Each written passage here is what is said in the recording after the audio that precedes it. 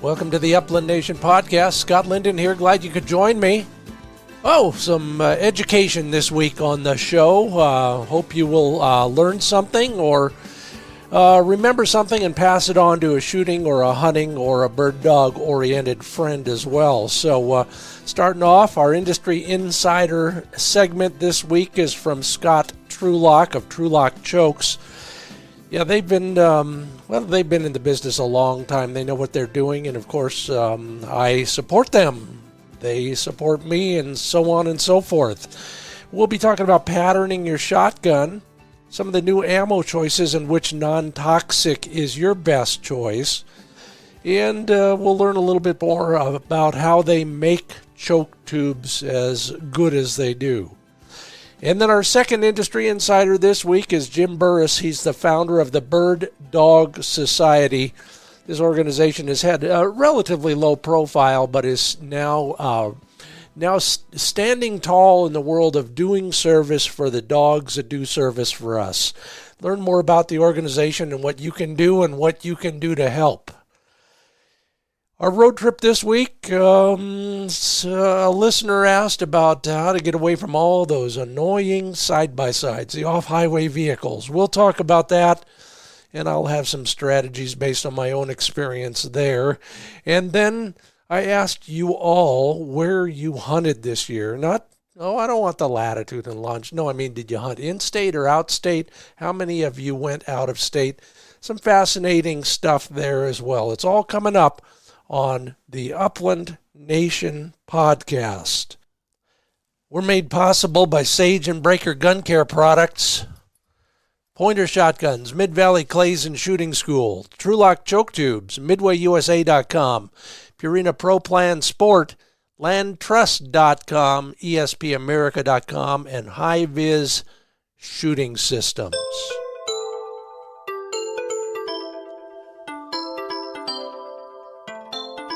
Well, I don't know about you, but I am deep into training mode. One step at a time. I don't work on too many things at once. Still got to make a living like you. So I'm trying to be strategic. And the last few days at least, I've been working, a little polishing up on all the bird contact stuff with Flick. And we're still making progress there. It's just a matter of a whole bunch of repetitions. You know that.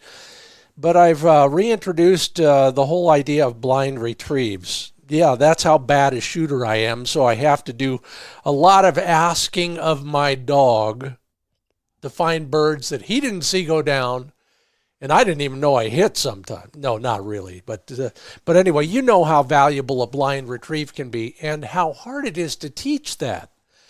So I'm back to square one, starting at close distances, dropping a bird while he's not watching, and then bringing him directly downwind and only 30, 40, 50 yards on the first one of the day. Popping the popper and directing him in the general area and then letting him just use his nose and find the dead bird. That works pretty well when he's straight downwind. Of course, that's the idea, to motivate him. And then after that, we're doing some crosswind work, and then we're extending the distances. It's kind of like, a dry land version of the NAVDA duck search, which we're also going to be working on later in the summer when it gets a little warmer. But anyway, it seems to be working, and I think it's a great kind of mental challenge for a dog as well, if he understands what you're asking for, and that's the key. So if you're working on that as well, maybe you back up a little bit, shorten some distances, make sure he has success with the first one every day. Working for us. I'll keep you posted. And then, always wondering what you're doing, and love to hear from you on so many issues, and I appreciate those who actually made comments from our Upland Nation Insights newsletter, always asking questions there. And one I'm always interested in is, how many of you went out of state last year to hunt? And I think it was a record-setting amount. Over the years, I've asked this question in various places. 58% of us hunted out of state last season. That's incredible. Now, I understand, and, I got some great answers in there. No, my regular spots are too crowded. I'm always looking for new adventure. I got a bucket list bird I got to chase down. I love to visit new places and see new scenery. They're all great. And then one that I just hit on, because I always go back, even if I don't shoot a lot of birds, I always go back to a couple places at least once per season. And you know why I go there? And maybe you have the same thing. The people. Yeah. You're welcome. I go to one place where the population is 9. Yeah. I think I know all 9 of them. And they're all great people. Salt of the earth, wonderful folks. This is cattle country in the middle of nowhere. And then I got another place that's up in timber country. Much the same. Population a little bit bigger, but, big enough to have an old-fashioned 4th of July parade, which is how we discovered the place. But maybe you take a moment. Here's your exercise, your assignment for the day. Think about why you went out of state, if you did, and what it was that just warmed the cockles of your heart. And the 42% of you that didn't go, maybe those are reasons to think about it next time around. We're brought to you in part by Purina, ProPlan Sport Dog Food. ProPlansport.com is where you learn more about the nutritional research that this organization has done for us over the decades and why their formulations are always a 30% protein, 20% fat formulation. Various types, depending on your dog's lifestyle, and age, for example. But all of them are designed for canine athletes who need to excel in the field every day, all season. One of the ways they do that is they concentrate the nutrition so that it optimizes oxygen metabolism, VO2 max, just like the bike racers and the marathon runners. That increases endurance during exercise. Look to ProPlansport.com and see if there's a formulation that might work for your canine athlete as well. And High-Vis Shooting Systems has always had a vision, pardon the pun, to improve the sport of shooting. Founded by a clay target shooter and a bird hunter. So all of their sights are designed to help you create the right sight picture for your shooting game. HIVIZ sights.com, highvissights.com. See what you've been missing. Take a look at all the different styles and types of shotgun sights that you might be able to put to use. Magnetic, screw attached, plain barrel sights, even I can install them. There's a reason they're original equipment on Ruger, Smith & Wesson, Benelli, Browning, and Remington. More information, highvissights.com.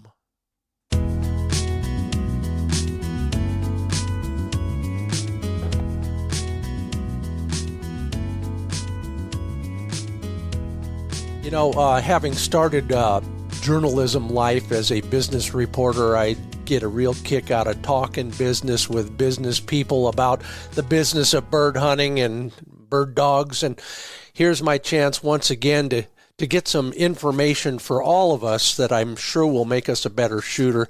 Joining me from Whigham, Georgia, Scott Trulock, the president of Trulock Chokes. Scott, welcome back to the Upland Nation podcast and the Industry Insider feature. Hey, Scott. Appreciate you having me on again. You know, I would just have you read the phone book with that accent, and I think everybody would get a kick out of it, but I'm not going to, I promise. First off, let's talk about Trulock Chokes and what's new over there. We've got several new things. Some of them haven't released yet. Some of them are coming for this fall, so I'm not going to get too far into it, other than saying we do have some new stuff coming, but I don't want to get the fire started too early on it. But be on the lookout for some new chokes, both for waterfowl and for upland hunting. that we should have ready midsummer, I'm thinking. Wonderful. Little higher end, gussied up a little bit. Everybody likes shiny, flashy things. These won't be shiny nor flashy, but they will look really cool. And they will act really cool, and that's the key, of course. Absolutely. As long as it helps me shoot. We don't sell anything that we don't think is going to work, no matter how good it looks. Well, you bring up an interesting point. When I was at, one of the bazillion shows where I brought home all sorts of fun stuff plus a virus this winter, I said to somebody, "Oh yeah, Scott Trulock Chokes, blah blah blah," and he was a shotgun manufacturer, I think, and he said, "Well, will their tubes fit our gun?" I said, "I don't know," and I think he ended up going down and saying hello, and then promising to send you a barrel or two. Is that how you do that stuff? If I've got a relatively obscure shotgun or it's new on the market in the States, how do you guys figure out how to make choke tubes for that gun? Well, a lot of times, if it's, let's just start with the new gun to the market. If it's something that we don't have an inside knowledge of, a manufacturer passes along, hey, this is what it is and this is what it takes. And a lot of times we'll just go buy a couple of them, and see for ourselves. There been more than one occasion where you get told it's one thing and it might be close, but it's not quite. So then you have to figure out a way to make a new choke tube to fit brand X gun, whatever it may be. And in the case of customers, with oddball stuff, a lot of times I'll just have them send in a choke tube. Oh yeah, sure. Currently have. Yeah. And we can, most of the time, we can just reverse engineer their choke tube to fit whatever application they're after.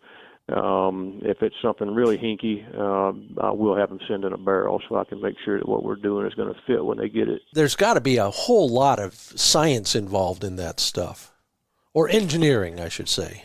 It is. I didn't. I remember when I was going through high school, this math is for the birds. I'll never use this. I use it every single day, and I tell my kids, don't discount it. You never know what you might end up needing to know. Oh, my. That may well be the first practical example of mathematics I've ever heard.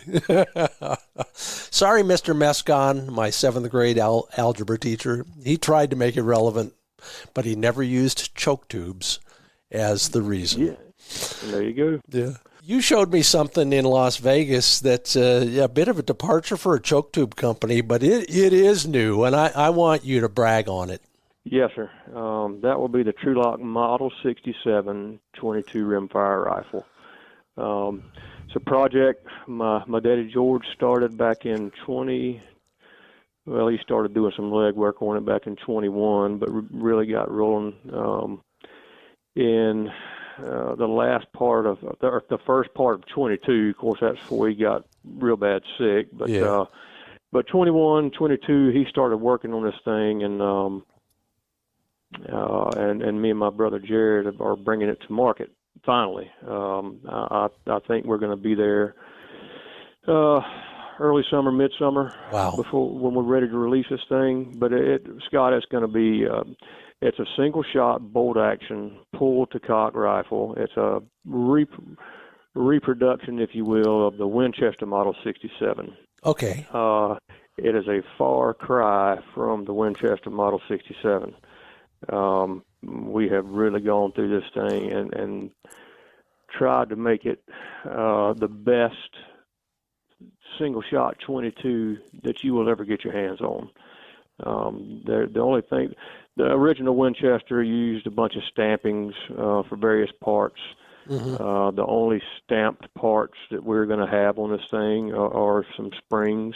You can't get away from that. Yeah. You can't machine a spring. Everything else on it is machined. About 90% of the machined parts are done here at Trulock. Wow. We've got another company working with us they're doing the stocks for us. Of course, we're having another company make the sites. So there are a few things that we're having to outsource. But most of the work is being done in-house by us, and we are machining these parts, not stamping them. So you're getting a really nice rifle, something that's going to be around forever if you take care of it. You're not going to wear this thing out. Well, and again, pardon my lack of knowledge of that sort of stuff, but I understand the difference between a stamped and a machined part. But practically speaking, what does that mean to a shooter, especially of a gun, what's going to become an heirloom gun? Is it about lifespan for those parts? Is it about anything else in there? For example, efficiency or accuracy or anything like that? Machine parts tend to have tighter tolerances than stamped parts, and you can machine it so that everything fits exactly how it's supposed to. Yeah. Is there a particular material you want to use for those, or does it matter? Stuff. We're doing everything that we can in stainless steel. Wow. Some of it is not,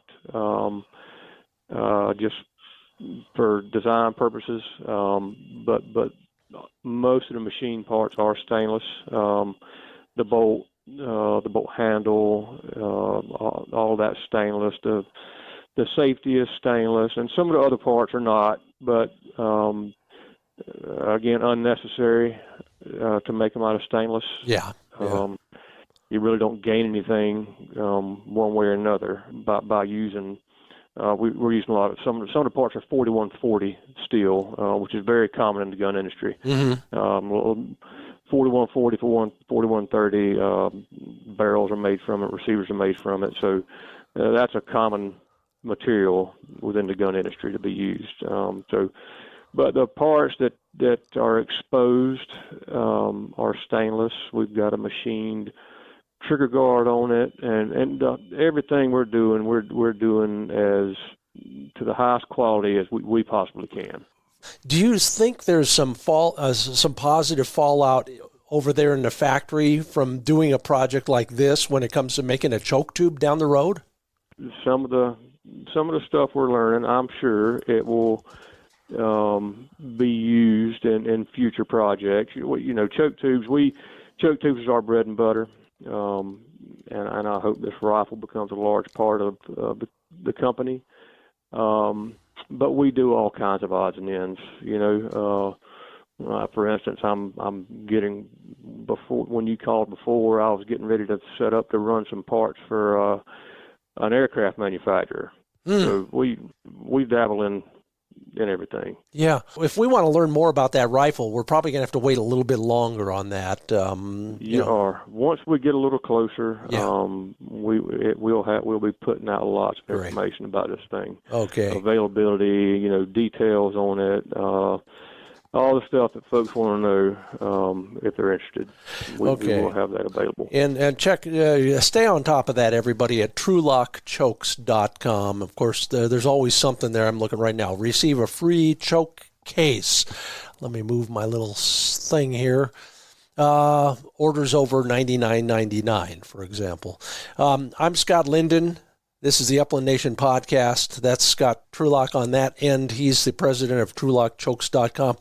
Let's get back to bird hunting in particular, because this is practice season for us.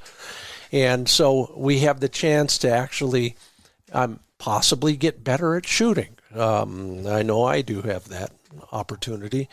If we were to, want to be a better bird hunter, but we were forced, for example, to use steel shot, either philosophically or because we hunt waterfowl production areas or whatever.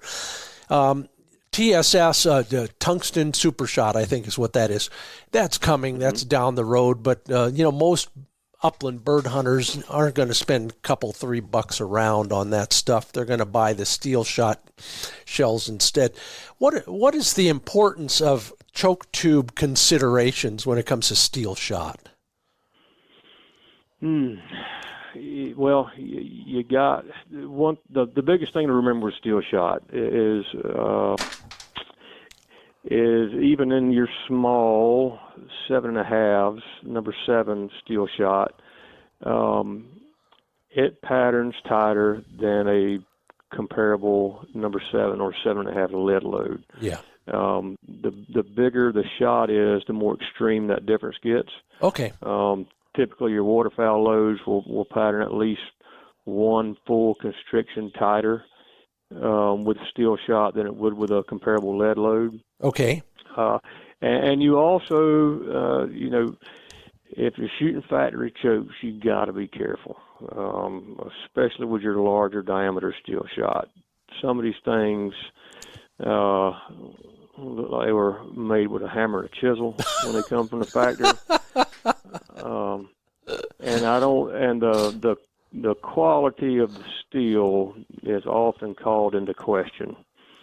The steel they use to make the choke tube. Now the rifle, the shotgun itself is probably made from, very good steel, 4130, 4140, something like that. So no worries there. But choke tubes a lot of times just seem to be an afterthought. So if you've got a really poor quality choke, chances are if you're slinging steel through it, you're going to have issues with it. It tends to overcome the strength of the choke tube, and it'll expand in your barrel, and then you've got a fixed choke gun if you don't catch it soon enough. Okay, so 2 things already I'm taking away. Number 1, I'm going to open up my chokes by at least 1 size constriction first, and second is I never thought about that. The steel shot may be, in effect, harder than the choke tube metal, it sounds like. Yes, sir. Yikes. Well, obviously, that's a good enough reason to consider an aftermarket choke. Are there other things in the manufacturing process that you guys use that maybe we don't know about when it comes to choke quality? We just buy very good quality steel, Scott. Yeah. All of our chokes, for purposes of this conversation, are made from 17.4 pH stainless steel. Okay. Hardened to about 42 to 44 RC. So it can be done, but you've got to work really hard to tear one of them up if you're going by our recommendations. Now, if you want to do your own thing and shoot, a turkey choke with BB size steel or T size steel, you can go ahead and do it, but we told you not to. And when that thing swells up in your barrel, don't come crying to us. Of course, nobody has ever done that yet, Dan. Yeah. And kids, don't try this at home. No. But I get it. But as long as you stay within the recommendations that we've got on about every piece of information we put out regarding steel shot, we tell you, the choke range to stay in and what's safe to use, what's not. And as long as you'll stay within those recommendations, you'll be fine. But you absolutely can. If you constrict the choke too much or too tight of a constriction with especially the bigger steel, then you can have problems. And you have to, because steel sucks, you have to push it faster. Most steel shot loads are 1,400 feet per second, or better. So that's something else that's adding stress to the choke tube. You have to push the steel faster because it's light. It has less mass. Less mass. Yeah. And it's just not a really great option for what we're trying to do with it. But for a long time it was the only thing. After they come along with all the environmental rules, not using lead and whatnot, and that's getting worse. So the steel shot thing, it works. Obviously, it works, but there are better options. And I know TSS is expensive, but bismuth is a better option and not nearly as expensive as TSS. It is more expensive than steel, but it works much better also. And you know, when you think about how many actual shots you make in a bird hunting situation, it's the cost per round is negligible compared to the gas you bought to get there, for example.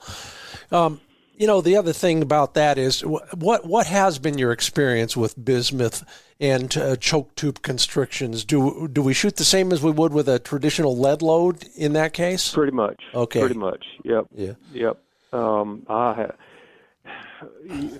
Years ago, bismuth was a thing. Yeah.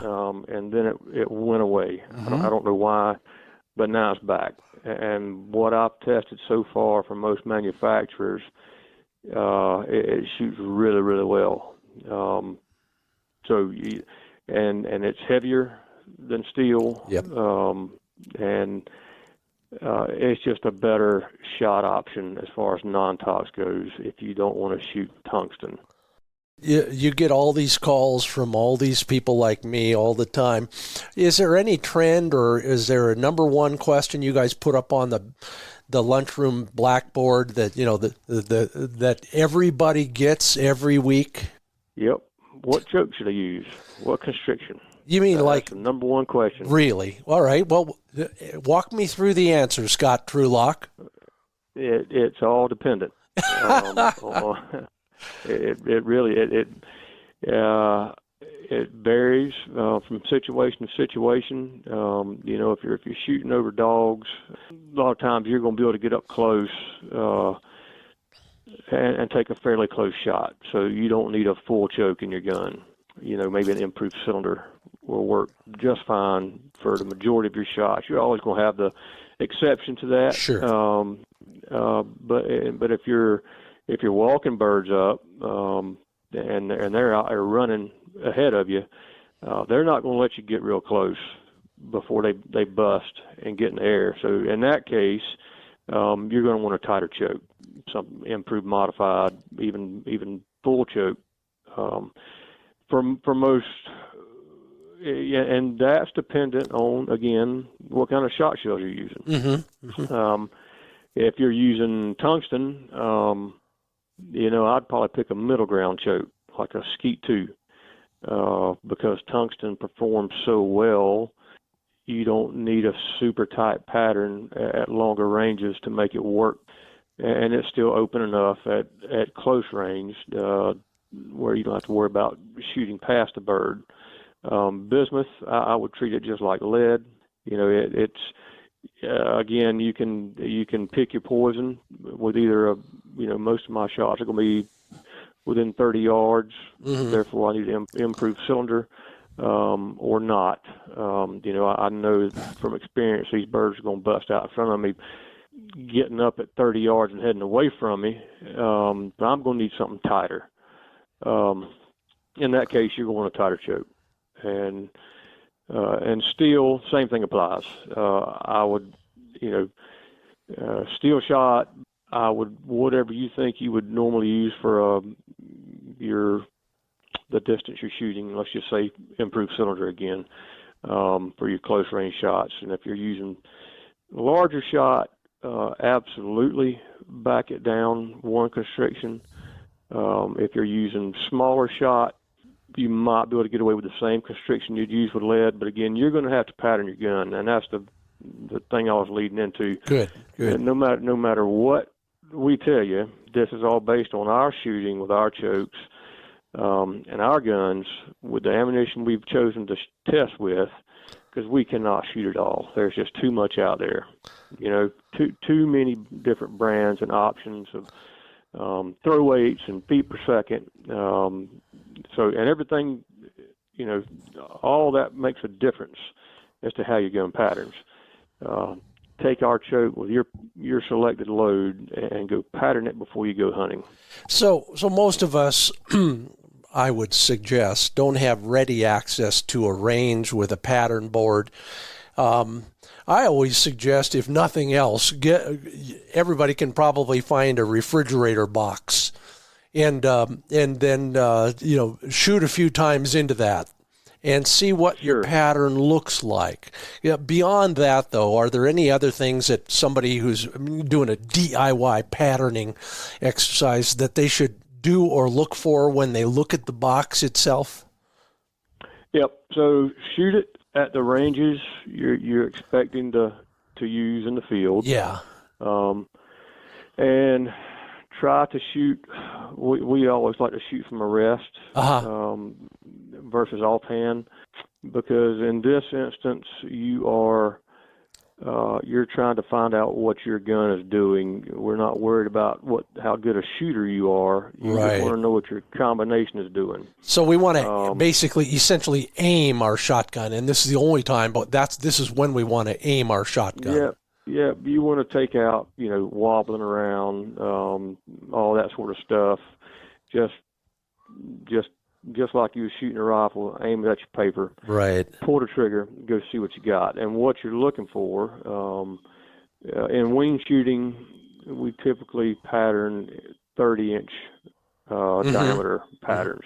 And you're looking for an evenly distributed pattern with no holes big enough for your game to get through. Yep. Without taking multiple hits. Yeah. And I think I've shot, I don't know how many, I wouldn't even care to guess how many times I've pulled the trigger on the patterning board. I've never seen a perfect pattern. Yeah. They just don't exist. Yeah. If I can figure that out, I'll be able to retire shortly. But there's always going to be, from shot to shot, even out of the same box of ammo, you may have a void here and there. But if you pull the trigger again, it's not going to be in the same place. But you're just trying to get average. Don't go by one shot. Take multiple shots. We shoot a minimum of a 10-shot string whenever we're trying to figure out patterns. That's just kind of the accepted practice to give you a good average. Most folks are not going to do that. I understand it. Even 2 or 3 is better than just one. That way you can kind of see from shot to shot how things may change with you. Well, there you have it. From the guy who knows chokes inside and out. His name is on them. That's Scott Trulock. I'm Scott Linden. This is the Upland Nation podcast, our industry insider feature. Scott, always a pleasure to speak with you. Learned something again today. I gotta quit doing that. But definitely helpful, and good luck with the rifle, the new stuff. I'm looking forward to hearing from you as we get deeper into summer and what we can talk about. Thanks so much. Scott Trulock again with Trulock Chokes. Thanks for being a part of the Upland Nation podcast. You're welcome. I appreciate it. Bye-bye. Hey, don't go away. We've got a lot more to talk about in my road trip segment, trying to help, more than one of you, I'm sure. But the question came from one of you, and that is, how do I get away from all those guys with their motorized 4x4 type vehicles that are overrunning some of the country, particularly in the West? I'll answer that question in my own special way coming up after this word from landtrust.com. I'm still working on that Montana trip for this fall. So if you have some suggestions, I'm open to them. Sharptails mid-season, say mid-September or thereabouts, so that it's a little cooler and the birds are still not covied up. But I have a lot of choices. In fact, the last time I looked at landtrust.com, they had over 50 places for me to book a day or a week. So me and my dog and some close friends can find a vetted, private piece of ground to hunt. Yeah, take a look for yourself, whether it's Montana, North Dakota, Nebraska, or anywhere else that you want to go. Take a look at the map and shop around at landtrust.com for your day or your week of private ground hunting. Yeah, landtrust.com is where I would go and start my trip. And thanks again, Scott Trulock, for being part of the Upland Nation, and also for all of the insights you've given us. And if listeners, if you are looking to learn more about why choke tubes are so important, just go to trulockchokes.com. All sorts of educational information in there that you will appreciate, from pattern boards that you can just look at and see how it all works, to engineering-oriented information if you're so inclined. Every Trulock choke comes with a lifetime warranty and a satisfaction guarantee. There's always an incentive of one sort or another. Sign up for the email notifications, and you'll hear about sales and other promotions before everybody else. It's all at trulockchokes.com.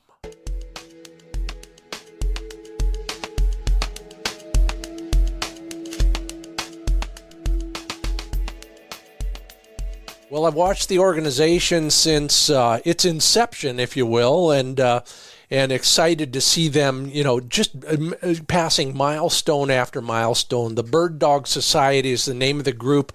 The founder is Jim Burris. He joins me from somewhere on the East Coast where it's raining there, too. Jim, welcome to the Industry Insiders segment of the Upland Nation podcast. Hey, thanks, Scott. Thanks for reaching out to us. Excited to be on here and spread the word about the Bird Dog Society. Well, why don't you start with just that? Give us an overview, the elevator pitch for the Bird Dog Society. Yeah, so the Bird Dog Society was created we launched in January of 2023. So we're fairly new, a little over a year old. And we were created to promote the physical and mental well-being of bird dogs through providing events, education, and outreach for bird dog owners. Basically, what we want to do is make the bird dog ownership process easier so people can build that unbreakable bond with their dog, because there's a few things we want to try to combat. And one of those is there's over 300 nonprofits in the United States alone for rehoming surrendered bird dogs. But there's not a nonprofit out there that tries to build that bond and provide resources for the owners so that, they never have to make that difficult decision. So, well, it sounds, if I may, it sounds more like a preventive act than what some of those rescue groups are doing. Yeah, and our goal is for people to be active and engaged with their dogs. A lot of times people get these bird dogs and don't realize the prey drive and energy demands and intelligence of these dogs, and so they bite off more than they could chew, so to speak. And so that's where we kind of step in. And we have ambassadors throughout the U.S. Like I said, we're a little over a year old, so we're kind of expanding a lot of our programs right now. And our ambassadors in the various different states actually provide feedback to the board of directors to let us know what kind of events and resources are needed in those areas, what's the biggest need for the bird dog community in various states. And then we can we can step in and kind of almost be like a mentor for people with bird dogs to teach them how to, learn to upland hunt or waterfowl hunt, or, is it people have these dogs and they know how to hunt, but they're afraid to take their dog out because they're afraid of, barbed wire or ticks and rattlesnakes and porcupines and stuff. So we do a lot of educational workshops and stuff like that to give people the skills and the confidence to, kind of take their dog outside and be active and engaged with them. It sounds like a lot of these people are first-time bird dog owners. Would that be safe to assume? We see a little bit of both. There's a lot of people that come to the Bird Dog Society with new dogs. The spouse gets a bird dog and then they go off to work and leave it with their husband or wife, and so everybody in the whole family has to be a part of a bird dog. Owning a bird dog is a bird dog lifestyle. And so part of it is learning how to live that lifestyle and be a cohesive unit with that family. But what we see a lot of is experienced dog owners, particularly with our first aid and trauma training clinics and stuff like that. We get a lot of experienced dog owners that take part in those.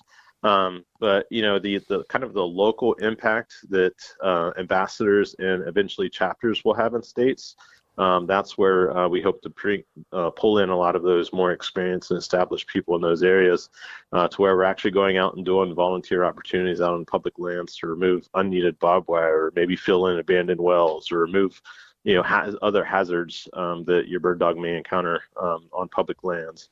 And then going out and building duck blinds on public lands, or maintaining ones that are already there. There's a lot of states in the east that have state-operated waterfowl impoundments, and there's not great access to these impoundments, so a lot of times people have to go sometimes miles back into these impoundments, and so it's really difficult to get like a blind back there or something like that. So if we can work with states to actually put resources on public lands, so it makes people more willing to take their dog out there and participate in these outdoor activities. And those are areas that we want to kind of provide resources for local and experienced bird dog owners as well. So we're really a big tent organization. I'll say bird dogs. So it doesn't matter if you have labs, flushers, or pointers. Because our goal is there's easily over 3.5 million bird dogs in the U.S., and that's just registered bird dogs. And so we're an organization that wants to be a voice for those bird dogs, and for those bird dog owners. Well, let's talk about your bird dog. Why would a guy like you get involved in all this? And I'm presuming it's because you have bird dogs and you're a hunter and you see the need. But what does Jim Burris do during hunting season? Yeah, well, I mean, I've had bird dogs now for I got my first bird dog when I was about 24. It was an English setter, Ryman setter. I'm originally from West Virginia, and that's kind of one of the breeds to have up there, being close to kind of old hemlock and Walt Lesser and a lot of the Ryman setter pioneers. And so that was my first bird dog. And really that dog was just a kind of a meat dog. I'm not sure I like that term, but that's. But we know what we're talking about. Yeah. And so that dog passed away of old age, and I took a couple of years off as I tried to develop my career and family, and then I switched and I got a poodle pointer. And so that's my current dog right now. I'm a 1 or 2 dog guy, and so we do a lot of upland hunting mostly. But he loves the water, so we do waterfowl whenever he drags me out there. But we do a lot of stuff like adventure hiking and shed hunting and stuff like that too. So we try to stay pretty active. Every morning I go out for about a 2 to 3 mile walk, and he goes for a 5 to 10 mile run. Yeah. But this kind of the whole idea started while hunting in North Dakota, and literally we had 9 dogs hunting for a week in our party, and it was just going through barbed wire after barbed wire after barbed wire, and there was certainly some lacerations and stuff that dogs received through the week. That wasn't anything to put a dog down, but I was like, man, there needs to be an organization that just kind of has bird dogs' best interest in mind. And I dwelled on that for a little bit, and and then when I got my poodle pointer, of course, the poodle pointer breed is heavily evolved connected with NAVDA for the testing system and stuff like that. And so I got heavily involved with NAVDA once I got my poodle pointer, who's 4.5 years old now, and through that process, I was involved with various chapters. North Carolina is blessed with 4 different NAVDA chapters here. And I kept going to these training days, and I would see people with brand new puppies and never hunted or never had a bird dog. They come to training days, and they just kind of had a blank look. They look lost, and I was like, all right, so how can we help you? And you would help them. They leave that day dog happy, they seem happy, but then you never see them again. Yeah. I was like, well, where's the disconnect? What resources do these people need to keep them involved in NAVDA or AKC or whatever to keep that dog active, engaged? Yeah. Is that the dog that is chewing up a sofa every week and is eventually going to get, surrendered to one of these foster nonprofits? And I was always curious about, like, what is it? Why are these people coming here? Obviously, they're looking for something, but we're not able to retain them. And then I was like, I just started pulling, things together. What does the bird dog community need? And basically, the gaps that I saw is where I tried to create the Bird Dog Society to fill those gaps. So. Well, by the way, you're listening to the Upland Nation podcast. I'm Scott Linden, the host, and that is Jim Burris, the guest from the Bird Dog Society. If you're looking for information, birddogsociety.org is a good place to start. Jim, it sounds like, for lack of a better term, you're the support group for people who have bird dog questions/issues. Am I on the right track there? Yeah, I mean that's one of the things that we want to provide. So when we pulled a lot of bird dog people, as we were setting this up, and kind of some of the themes that came up repeatedly was there's not mentors in our space to help us get involved with hunting or bird dog activities, whatever kind of activities, shed hunting and stuff like that. One that I didn't expect is I don't know where to find birds or how to get birds to train a bird dog. Okay, yeah. And then the other one was just getting plugged into a community. Like I don't know anybody that does this. I just need people to do it with. And so those are things that, through our events, in education and workshops and stuff like that, we try to do a lot of in-person workshops. Those are things that we try to develop. And so on our website, we actually have a hover map on our website where you can hover over whatever state you're at. And if there's a reputable bird grower in that state, it'll pull up that information so you can know where to go find birds. We do free webinars online so people can learn various topics on how to get into duck diving, how to take better pictures of your dog, how to do dog first aid, stuff like that. We do a lot of in-person workshops to where we work with state agencies on how to get people into waterfowl hunting or upland hunting, or even shed hunting, and then partnering with states and other organizations on doing trauma training and first aid training, and keeping the cost of those workshops down to an economical level. Because if we're trying to provide resources for first-time bird dog owners, and they don't know what they're getting into when they get these dogs, we need to keep the cost of some of these workshops down at a level that people can participate in. So, for example, we have a workshop coming up in partnership with the Old Hemlock Foundation up in Brewston Mills, West Virginia. And if you're a big George Bird Evans fan, you've probably heard of the Old Hemlock Foundation. But that's basically the workshop is going to be held on George Bird Evans's homestead there in Brewston Mills, and that's a full day workshop where we're actually going to have George Bird Evans's old vet there teaching people how to deal with traumatic injuries. We're going to have another local vet teaching people how to do field first aid. We're going to have a vet tech there teaching people what do you need in a first aid kit and how do you use it. I'm going to be there teaching people how to remove dogs from traps, how to identify traps, things to look for, and stuff like that. We're also going to have Nick Adair from the GDIY podcast. He's going to be there teaching people how to avoid rattlesnakes, porcupines, and skunks. And then what do you do when you encounter rattlesnakes, porcupines, and skunks? And so we just try to empower people to be able to do that. But we're doing a full day workshop and providing lunch for $50. And if you look at comparable workshops on those topics, you're looking at anywhere from $300 to $500. So.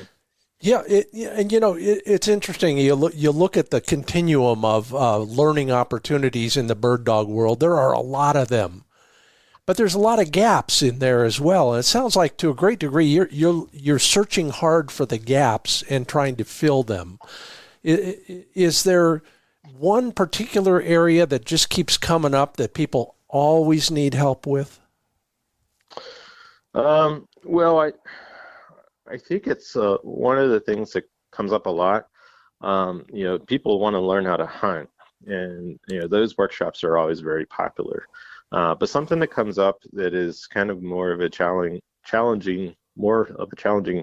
aspect for us to fill is what activities to do with your dog during the off season. You got training season and you got hunting season. Well, you can train a lot, but there's only so much training you can do, or sure. before you start, it's a wasted efficiency. Mm-hmm. And so what kind of activities can you do in the summer with your dogs? And so one thing that we introduced a lot of people to is the various sports you can do with your dog that don't include hunting. Shed hunting is one, dock diving, lure coursing, retriever trials, field trials, stuff like that. And, our goal is just for people to know what resources are out there and for us to help you get plugged in. We may not necessarily be the ones that run those, but we'll help you find your group, whether it's the Bird Dog Society or another group.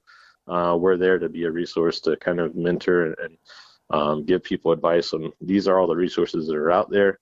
These are some of the resources that we provide as the Bird Dog Society, but these are other resources out there. We have no problem sending people to other organizations because really, as our motto says, we do it for the dogs. If we can make that dog happy and we can make that owner happy, we've met our mission. So I get it, and it's a fascinating way to fill a niche by filling a whole bunch of unfilled niches, and it starts to make sense the more you talk about it.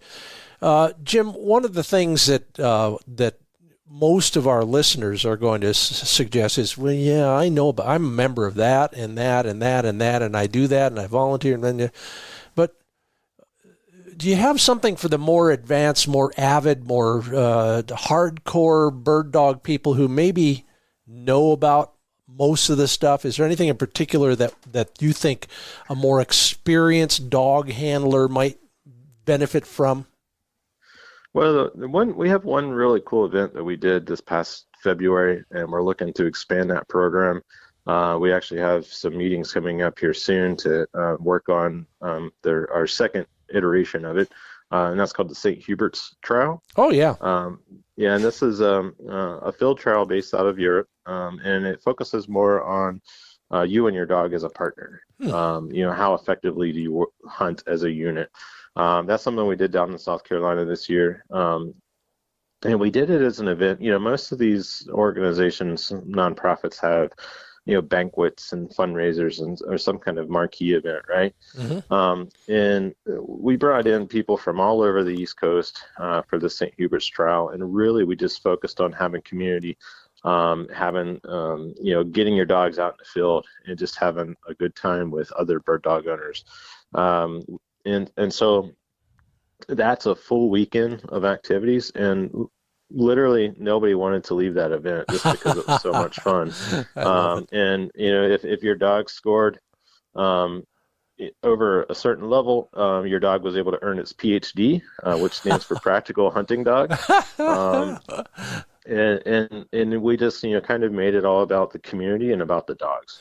And people really love that. A lot of people that do field trials all over the country, a lot of professional hunting guides brought their dogs there. And this was the first time they'd ever done anything like that. Yeah. And it just provides a completely different atmosphere, because everybody's rooting for everyone to be successful. Well, that's intriguing. I got to stop you there because number one, hey, if you don't know who St. Hubertus is, then look it up. He's our patron saint. But other than that, I'm intrigued by, tell me about the format here. This sounds like something I want to start. Yeah. And so we're going to do the second one in South Carolina again and build off the success we had this year. But we have various different classes. We have a hunter's class and we have a trialer's class. Okay. The hunter's class is more focused on the hunter and the dog that just goes out there and likes to hunt on the weekend. How efficiently do you work together? What's the connection between the hunter and the dog? And then also, the judge may ask 5 different questions to the hunter to judge that person's ability to understand the sport that they're participating in. So, for example, one question they might ask is, all right, what choke do you have in your gun and why did you pick that choke? Or tell me the 5 different chokes of a shotgun. Another question might be, what bird in the lower 48 lives at the highest altitude? I'm loving this already.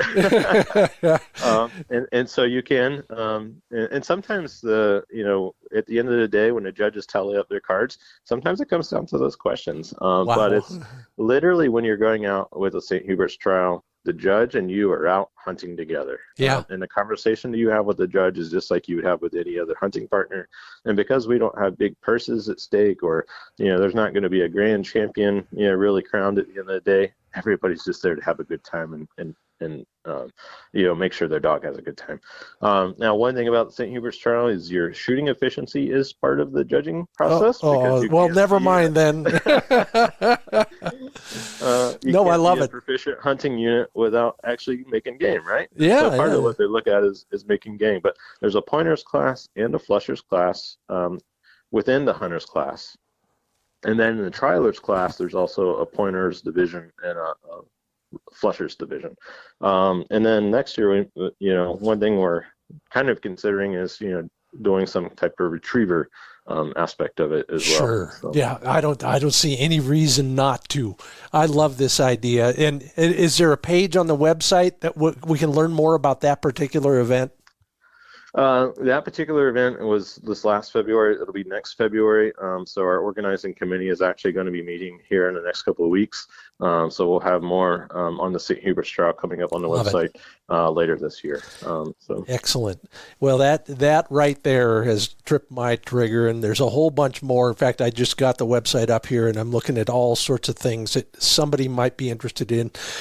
I love this approach, and I'm just going to tell you, it sounds to me like a boutique approach to cementing your bond with your bird dog wherever you are in your careers in that world. Would that be a safe way to sum it up, Jim? Yeah, absolutely. One thing that, like our shed hunt that we did, most of those dogs, a lot of them weren't even hunting dogs. Some of them were rescue dogs. They don't necessarily have to be a bird dog to be engaged in these events and be a part of the Bird Dog Society. And when we did the shed hunt last year, every single dog that came out there had never shed hunted before. Some of the owners didn't even know what a shed was. And so they all walked away there with like training kits and we provide registration packets with this. So a lot of times there are people that participate in our events will leave with more, in their registration bags than what they paid for as far as an entry fee, just from the support of our, the companies that support us. And we're able to make the events better for the participants. But, all those people were interested in it. And basically all the people that did the shed hunt last year registered for it this year. Unfortunately, we had to cancel our shed hunt this year, but just because of the amount of rain, we tried to reschedule it, and we literally got forecast for over 3 inches of rain on the 2 days that we tried to have that shed hunt. So probably should have rescheduled it as a retriever trial. Yeah. But the shed hunt is something that we've also gotten a lot of interest from other states and organizations wanting us to do something similar there. I love it. Whereas teaching people new activities. But to back to the your question is, there was a lot of people there that were avid bird hunters and do a lot of stuff with their bird dogs. They just never tried shed hunting. Sure. Never thought about it. So. Well, it is a lot of fun. I remember pioneering that world about 30 years ago on my first television show, for that matter. But there is so much on the website you could learn about, and something for everybody. It's kind of a la carte, and that's another thing that I'm interested in with you guys. Jim Burris is the founder of the Bird Dog Society. Learn more about the organization at birddogSociety.org. Always something for you there. Jim, keep up the good work, and thanks for being a part of the Upland Nation podcast. Yeah, absolutely. Thank you, Scott. People can also follow us on our social media accounts as well. We're on Facebook and Instagram. There you go. Side-by-sides getting out of control. I'll have some advice on finding places where maybe they don't go most of the time. That's coming up on the Upland Nation podcast after this word from MidwayUSA.com. Yeah, I'm sorry. I am a shopaholic, and they're at the top of the list for me. They've got just about everything I need for hunting, shooting in the outdoors, and maybe you too. Add them to your favorites list and then shop around. But first, sign up for email or text notifications and get 10% off your next order. Whether you're looking for stuff for camping or fishing season, or you're stocking up now, I admire this, for next fall, they've got it at midwayusa.com. They've got ammo, they've got fishing gear, they've got a little bit of everything that you might need in your outdoor lifestyle. Customer satisfaction is their number one goal at midwayusa.com. And at sageandbreaker.com, you will be very happy with their gun cleaning and care products. Everything from the bore cleaning kits with the detachable brass brush. Drop it in, pull it through, whoo, you're done. Yeah, so simple. Everybody should do it every afternoon after a hunt or after a session at the range. You sensing the theme here? Another lifetime warranty on all their gear at sageandbreaker.com. They got some cool new merch as well as some new products of various sorts. So take a look at sageandbreaker.com.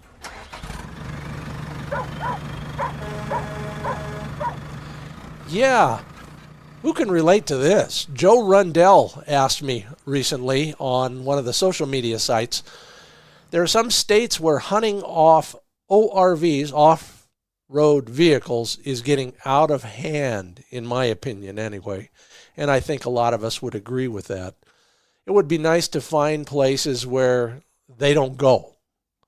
And I know what you mean, Joe. You know, out in the West in particular, so much of the ground is basically open to anybody driving anything, anywhere, anytime. It gets frustrating, but if you've got less choice, smaller patches, you live in a state that doesn't have near as much federal ground, for example, it becomes a challenge. We climb all the way to the top. The birds are gone. The dog is shrugging his shoulders. Then we see the tire tracks. Well, no wonder. Well, Joe and everybody else, pull out your online mapping app and take a look at some of these types of areas to start your search for unmotorized bliss.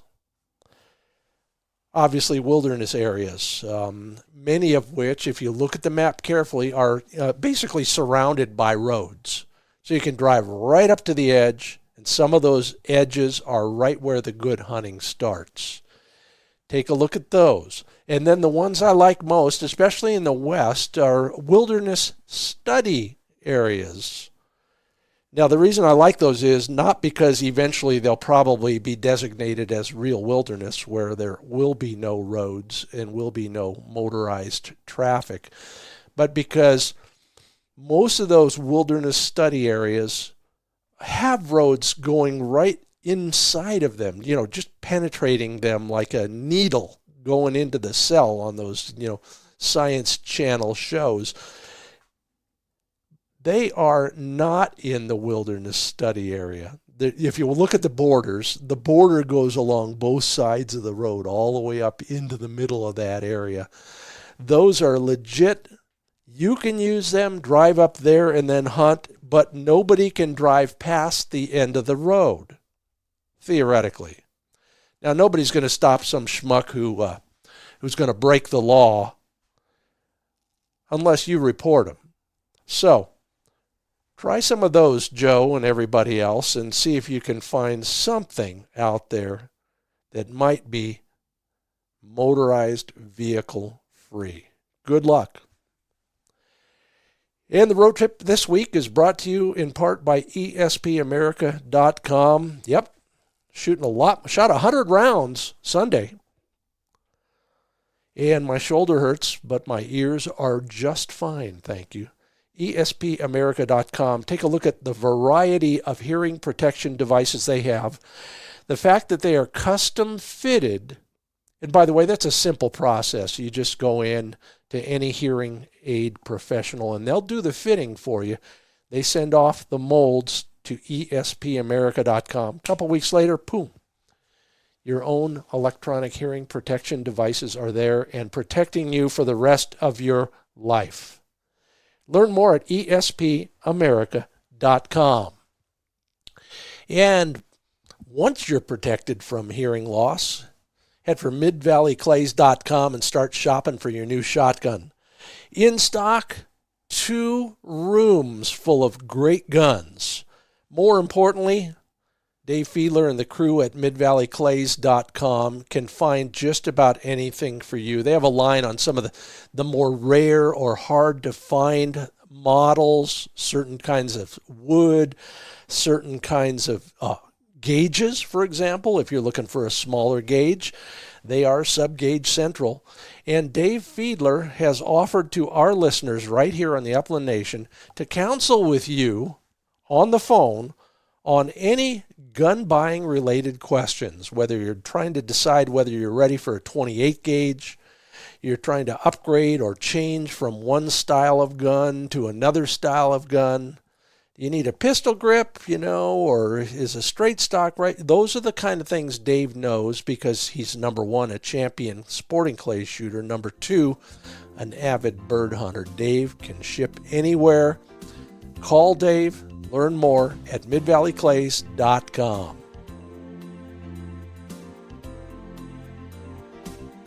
Well, thank you, Scott Trulock and Jim Burris, for your insights in our Industry Insider show this week. If you, dear listener, enjoyed the show, please tell one person. Thank you if you commented at the social platforms.